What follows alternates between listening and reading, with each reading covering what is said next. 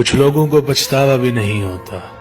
हम सोचते रहते हैं कि शायद किसी वक्त उन्हें एहसास होगा अपने मनफी रवैये का, लेकिन ऐसा नहीं होता। ये पछतावे भी ज़र्ब वालों के लिए होते, बेहिस लोगों के पास सिर्फ अपना आप होता।